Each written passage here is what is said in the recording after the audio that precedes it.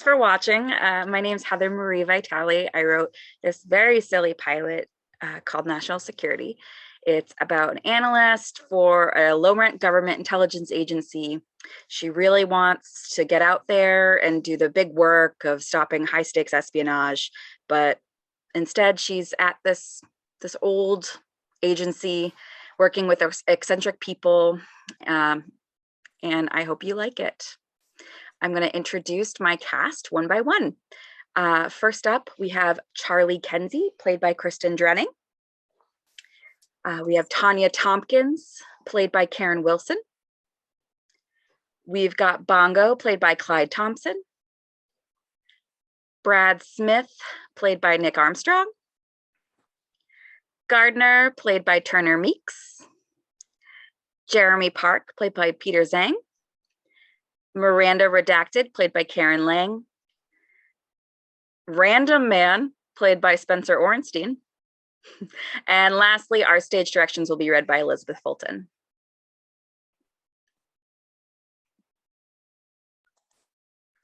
And when you're ready, Fulton, go ahead.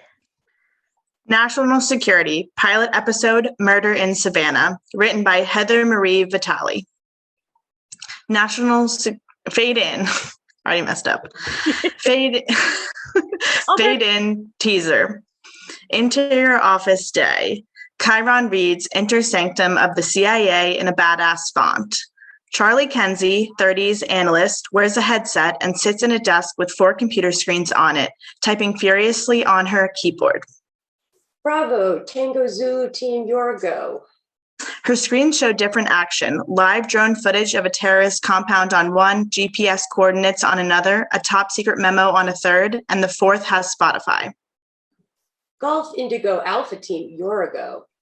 Charlie continues to type furiously and pulls up the live drone footage onto all 5 screens. Enhance, enhance, enhance, enhance.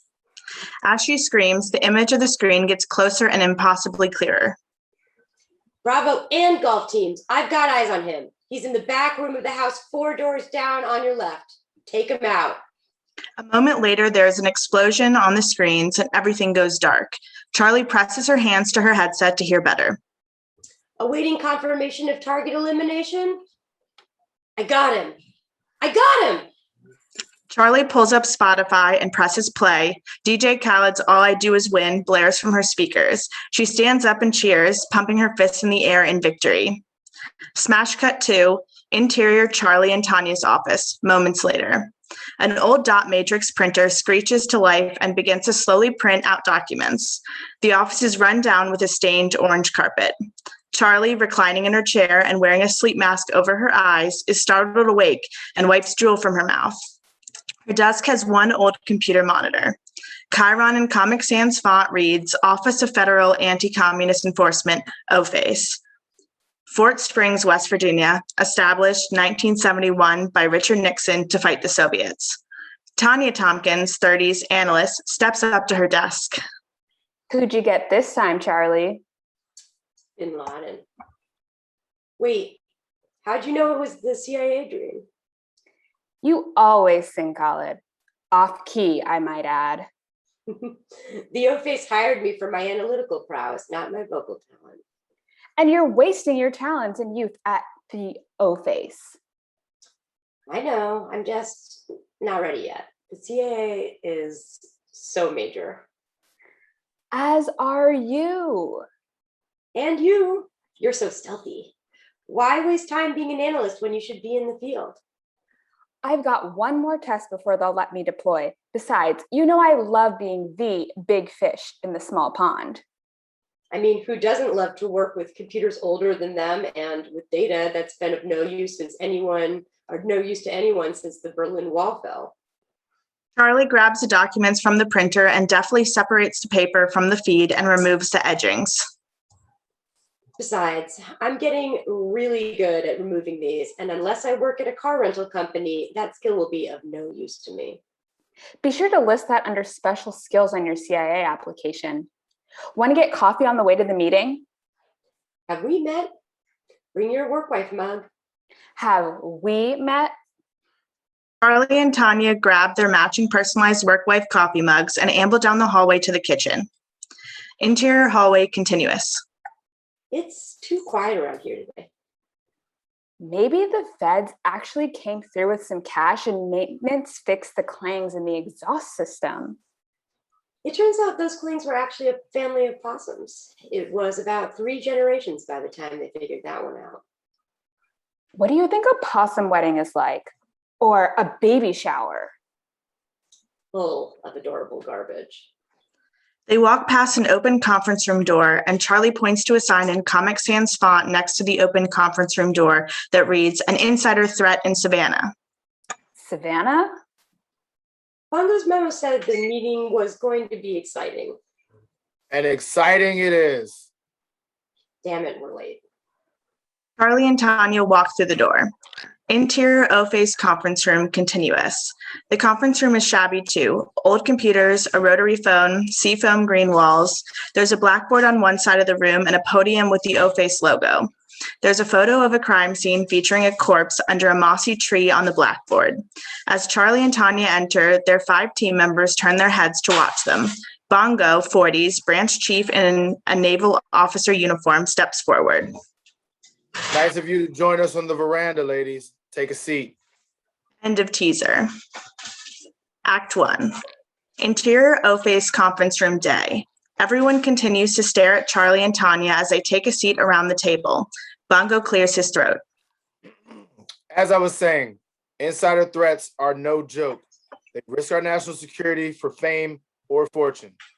Brad Smith, 50s, field agent, sits up straighter.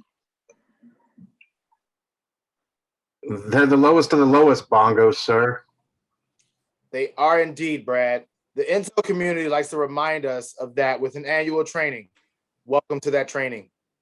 Gardner, 70s, IT guy, and Jeremy Park, 20s, staff assistant, groan. Brad looks excited. Sorry, my audio's cut out for a second.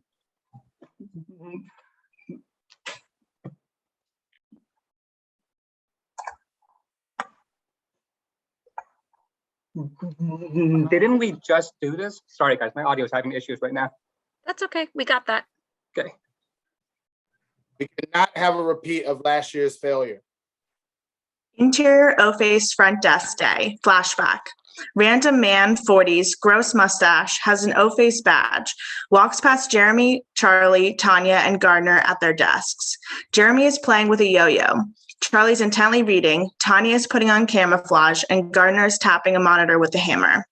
Random man opens a drawer marked top secret.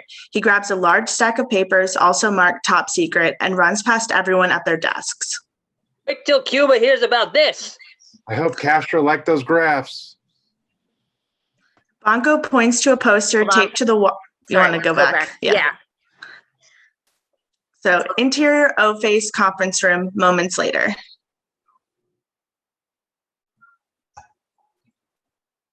Nick, I'll have you redo that line. Oh, I'm sorry. We're going back to where? Yeah, just the top of page 7, the interior okay. O-face. Sorry. Okay. All good. Ready? You want me to just go? Elizabeth, you do it again. I'll go ahead. Yeah. Interior O-face conference room moments later. I hope Castro likes those graphs. Bongo points to a poster taped to the wall listing the warning signs of insider threats with an acronym OUFUAS. You all know the warning signs. The front office made a handy acronym to remember them. OUFUS. So handy. Odd hours, unreported travel, financial hardship, unexplained wealth, anger in the office, shifty eyes. Shifty eyes? Statistically, criminals are more likely to have shifty eyes. The bosses say we need a perfect score this year, so to ensure success, I've decided to jazz it up. You jazzing something up? Okay, the front office insisted on the jazz. Miranda, redacted, 50s field agent, wearing a flapper dress and a sequin headband, stands up and clears her throat. She has a sign around her neck that reads, Blanche, no surname. There's been a murder in Savannah. Miranda fans out a stack of crime scene photos of dead bodies under Savannah oak trees. Charlie and Tonya cringe. Well, not quite a murder, but a murder mystery. Miranda and I have put together a puzzle for you to figure out which one of you is the insider threat. One of you in this very room is a murderer. Miranda spreads out even more crime scene photos. Still not a murder, just a designated insider threat. Brad claps and hops in his seat excitedly. Charlie, Tonya, Gardner, and Jeremy all look unmoved. Charlie points to a stack of signs. The top one reads, Colonial Pelican. Colonel Pelican. Oh my God. It's pecan or pecan, actually, I think. Pecan. Want to retake that one? Yup. I want to take that one again. You can keep that in the bloopers. You're doing great. Honestly, I didn't think about how many words this would be. So pecan, just to make sure. I think pecan is what everyone was saying. Pecan, you're a pecan. Okay, great. Okay. Charlie points to a stack of signs. The top one reads, Colonel Pecan. Who is Colonel Pecan? Well, my dear, he is the mayor of Savannah, and today he is one of you. Brad's hand shoots up. Ooh, dibs on pecan. Actually, Brad, I shall play the colonel. Bongo shuffles through the signs in front of him. You can be Mercer Birmingham. He's the sheriff. My FBI buddies Stan and Bruce are going to love this. Charlie and Tonya roll their eyes at one another, and Jeremy smirks. Bongo and Miranda begin passing out the signs. Charlie, you'll be Tallulah Hayes, the new girl in town. Oh, I can play the ingenue. Tonya, you'll be a tobacco heiress named Henrietta Montgomery. I'm choosing not to read more into this casting choice. Jeremy, you'll be Atticus J, the local yokel. That rhymes. Jeremy opens his mouth to protest, but reconsiders and nods his head in agreement. And Gardner, you're the town crier, Cletus Blab. I ran out of ideas by the time I got to you. Gardner reluctantly accepts the sign and puts it around his neck. Your job, which you must accept, is to determine by close of business who the insider threat is. You must interview everyone in character to figure it out. Is this an all-day thing? Brad is so excited he's practically drooling. Is there a prize for solving this puzzle first, sir? Aside from a sense of pride in upholding your civic duty, Jeremy and Gardner groan. the team member who can uncover the mystery insider will receive a coveted reward from me. An office couch for naps. The rest of the year off? The real reason you were transferred here? A pony? Miranda, don't you know what the prize is? I do, but I just got so excited. The winner will receive a personalized, glowing recommendation to the job of their choice. Brad gasps. But, sir, you want us to leave this beautiful agency? I know the O-Face and Fort Springs, West Virginia are not anyone's long-term home. No, Gardner. 50 years and counting. But some friendly competition with some Savannah flavor might just be the kick in the pants we all need. I'm comfortable with my current level of effort, so I'm just going to pass on this one. Me too. I have some computing to do. Zeros and ones, bits and bytes, IT stuff. Right. You all start with this clue. Bongo holds up a fax on O-Face letterhead that says, Dear Putin, have I got dirt for you? Written in Comic Sans. Your character bios are taped to the back of your name signs with a list of insider threat indicators. Go forth. Bongo, Miranda, Jeremy, and Gardner all exit. Brad turns to Charlie and Tonya with a menacing look. Well, hello, losers. Are you ready to lose? Huh. Okay, sure. You definitely have the mental acuity to outsmart either of us. Brad, you couldn't even win a potato sack race against 11-year-olds in a company picnic last year. I maintain that race was rigged against me. My girl Charlie's going to figure this out in record time, or my name isn't Henrietta Montgomery, heiress to the Montgomery tobacco fortune. You forget I'm a field agent, Tonya. I know a few things about people pretending to be other people. Oh, my name isn't Mercer Birmingham of the Birminghams. Let's make this more interesting. Winner buys the loser lunch for a week. Deal? Deal, Tallulah. Game on. Interior Charlie and Tanya's office day. Charlie paces around her office excited. Tonya sits at her desk cutting up magazines and newspapers. I have to win, Tom. I know, Char, for the CIA. For the CIA. I mean, this could be my chance to actually prove myself. The dear old O-Face doesn't really attract the top talent that the CIA does. Hell, even the local sheriff has better staff. Those highway jockeys. I won't stand out without Bongo's help. He has all those medals for the mysterious missions he did when he was deployed. I just need to know what he did to piss off the wrong person to land here. I just need to get Brad out of the way. Girl, I'm on it. You'd give up a recommendation to help me? This is practice for my final test. Now go see Atticus the yokel. Charlie gives Tonya a loving look before rushing out the door. Tonya looks Charlie longingly for a beat, but before composing herself. And now to take care of Mercer Birmingham. Exterior Brad's office, moments later. Tonya, wearing gloves and a ski mask, picks the lock to Brad's office. She slides inside unnoticed. Interior Brad's office continuous. Tonya looks around the office carrying a note and a flashlight. There are framed photos on his desk. Brad shaking Reagan's hand, Brad shaking Bush Sr.'s hand, and G.W. Bush shaking Brad's dog's paw as Brad looks on from the other side. Tonya places a note on his desk with letters cut out of magazines. I am the insider. Meet me at 123 Elm Street. I will tell all. Mercer, my ass. Interior O-Face hallway later. Jeremy walks down the hallway and sees a cup of cold brew sitting on a table. His name is on it. He picks it up. Cold brew. Don't mind if I do. Jeremy starts to sip it and looks up. Further down the hallway is a fancy shaving kit, staged on a table. Ooh, this is a limited edition set from Henry's. I'm keeping this. Jeremy looks down the hall eagerly and sees a pair of noise-canceling headphones hanging from a string in front of an open door. As he reaches for them, Charlie comes from behind him and pushes him through the door into a small supply closet. She closes the door. Interior hall closet moments later. Charlie pulls a string and the single naked light bulb clicks on, illuminating shelves of old tech. Charlie aims the light directly at Jeremy's face. This has to be you, Atticus. You love Comic Sans. It's the fun aunt of Times New Roman. So you admit it? Hell no, it's not me. I don't even know how to send a fax. But that's the main part of your job as the staff assistant.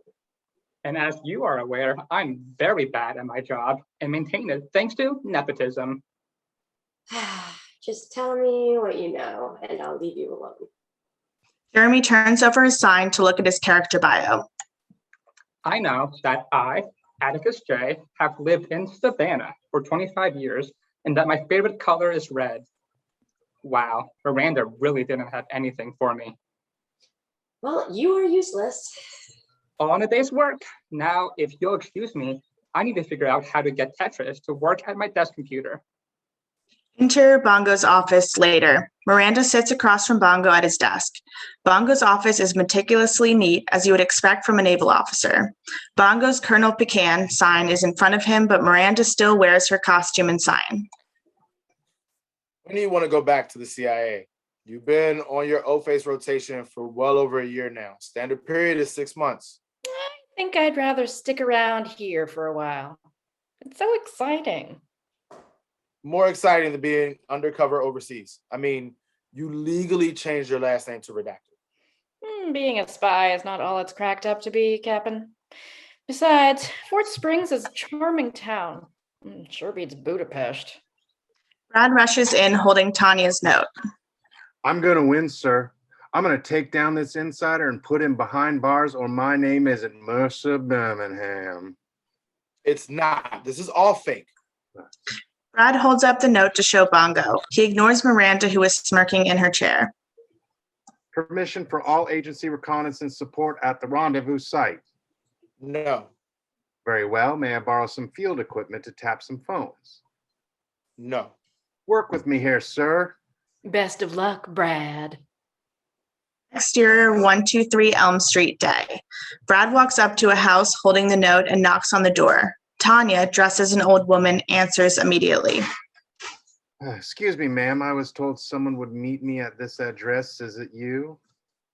Oh my, aren't you a handsome and sweaty man? My grandson called to say someone named Mercer Birmingham would be by to help me move. Help you move? Yes, the winters here are hell on my Gattaca. Don't worry, it's just a few boxes. Tonya motions for Brad to enter. He scans the area on alert before entering. Interior 123 Elm Street living room. Moments later, Tonya and Brad enter a room full of labeled moving boxes. If you could start with that one in that corner and bring it out to the driveway, my grandson will pick them up later. Brad struts over and tries to pick up the box, but it's too heavy. He struggles with it for a while, but it doesn't budge. Tonya gingerly picks up an empty, sealed box and approaches Brad. Can't lift weights? Those are my light ones. Brad collapses to the floor, panting. Tonya smiles and hands him another note. Interior O-face hallway later. Charlie hurries down the hallway and Miranda leans out from the corner and grabs her. Charlie yelps. We've talked about this, Miranda. You can't be so stealthy at work. Gardner has a weak heart. This tactic always worked on Milosevic. Can this wait? I need to be Brad for my personal dignity and also for free filet mignon for a week. Oh, you'll get your fancy meat, Charlie. The puzzle is rigged in your favor. End of Act 1. Act 2. Interior hallway continuous. Charlie gapes at Miranda, who smiles earnestly. You rigged it? Why?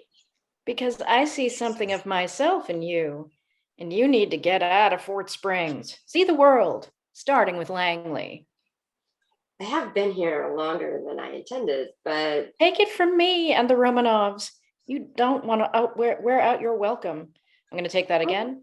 Take it from me and the Romanovs. You don't want to wear out your welcome. How old are you? Interior IT office later. Charlie paces around Gardner's desk, which is littered with old newspapers and food wrappers. He's surrounded by outdated computer equipment. Gardner has a smear of mustard on the side of his mouth. Gardner, That's Cletus Bleb to you. Okay, Mr. Bleb. Mr. Bleb was my father, the town shoeshine. Call me Cletus. What's your deal, Cletus? Sending faxes, selling state secrets, being suspicious as hell? Me? I don't know how to use the fax. You're the IT guy, Gardner, Cletus. Besides, who else uses Comic Sans besides you and Jeremy? It's like Times New Roman's fun aunt. This is my future, Cletus. If you know something, just tell me. I don't know anything about a spy fax getting sent to Kiev. Aha! Bongo, or Colonel Pecan, never said it was meant to be for the Ukraine. What did you do, Cletus, aside from missing your mouth when you ate your sandwich? Yet. I mean nothing. I did nothing. Sure doesn't sound like nothing. I know nothing of the Ukraine or the Soviet Union. I was born in Minneapolis to Cindy and Jim Walsh. My twin sister Brenda is an actress.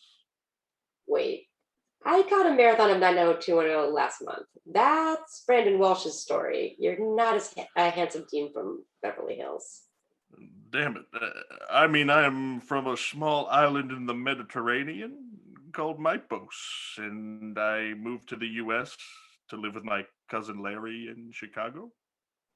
Cletus, that's perfect strangers. You're not funny enough to be bulky. No.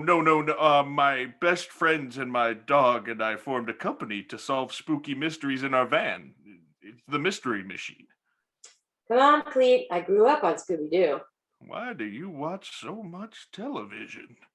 Stop deflecting. Just tell me who you are, really. Just because I'm the town crier doesn't mean I like talking about my business, Tallulah.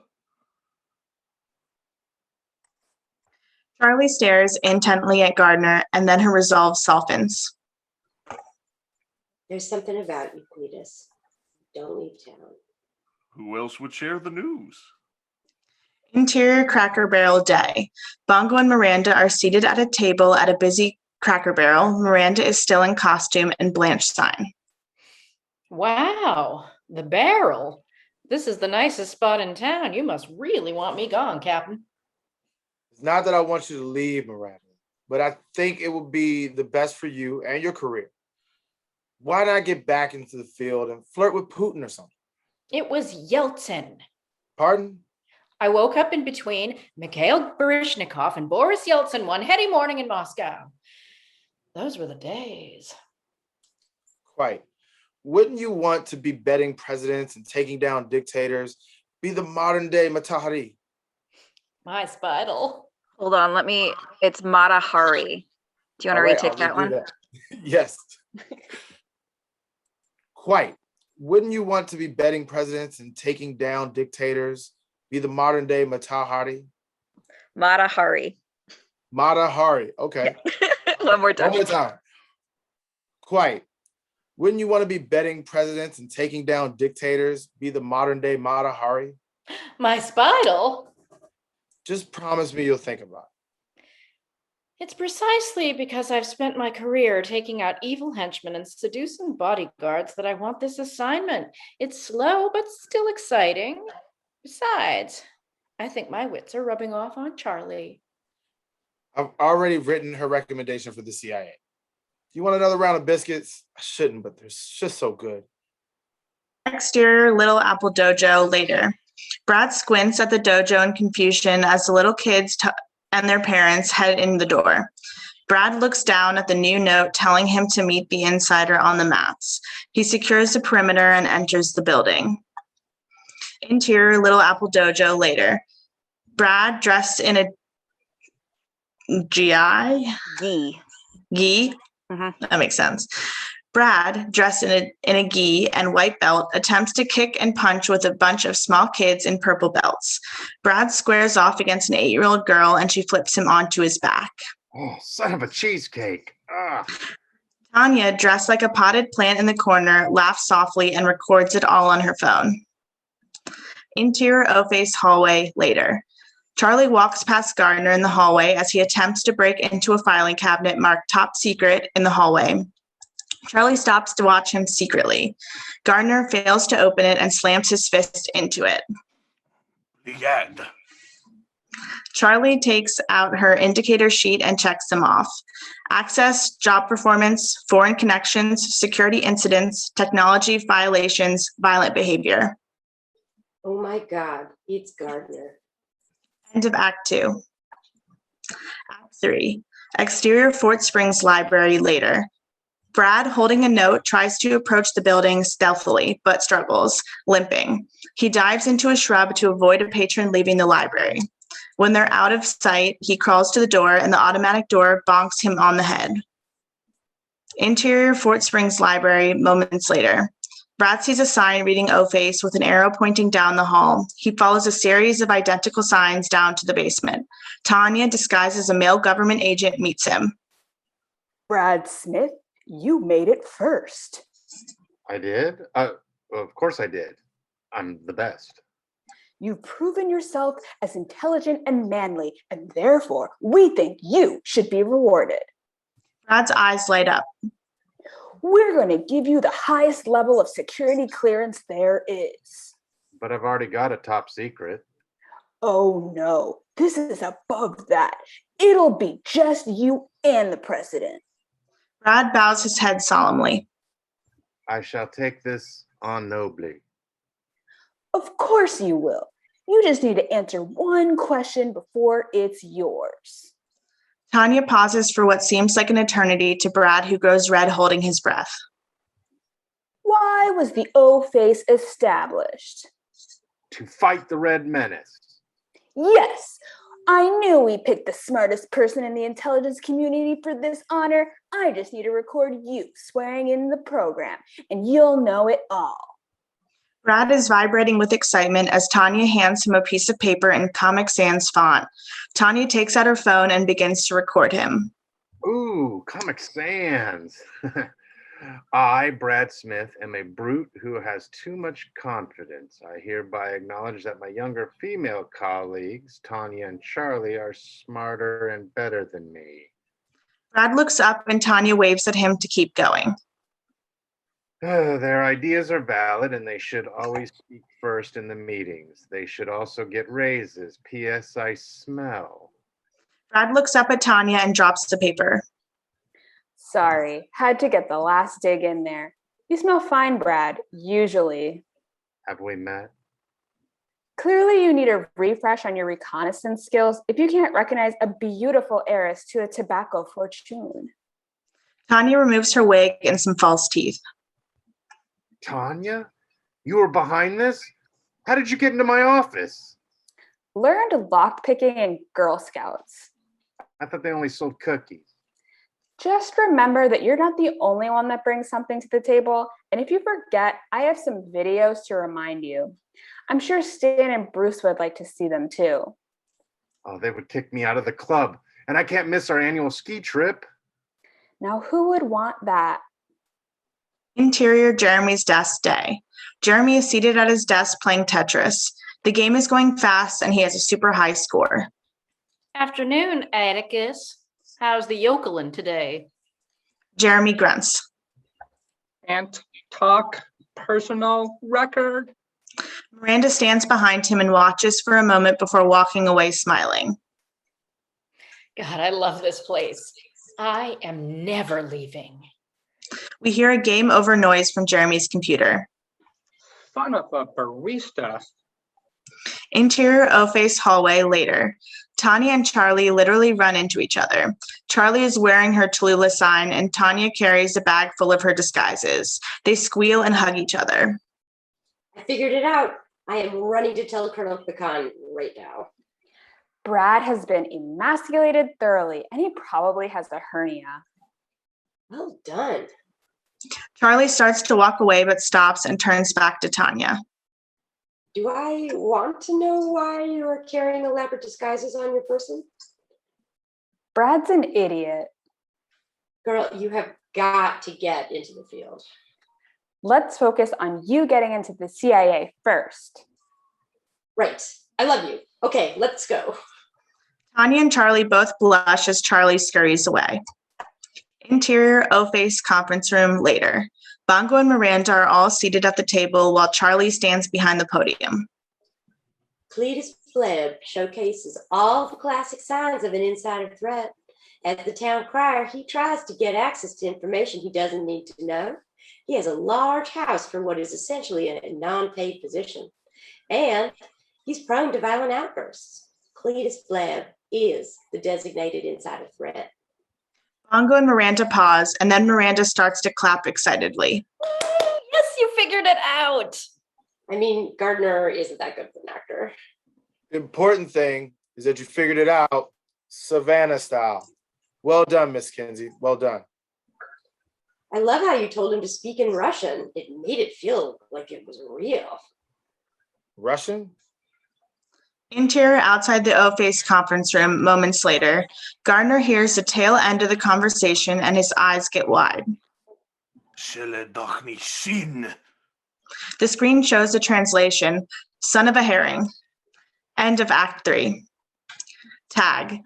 Interior supply closet moments later. Gardner removes a dust cloth covering an old computer and types a message into it in Russian. A translation appears at the bottom of the screen. Title, I think they are on to me. Title, will someone come extract me? I haven't heard from anyone in 30 years. Blackout.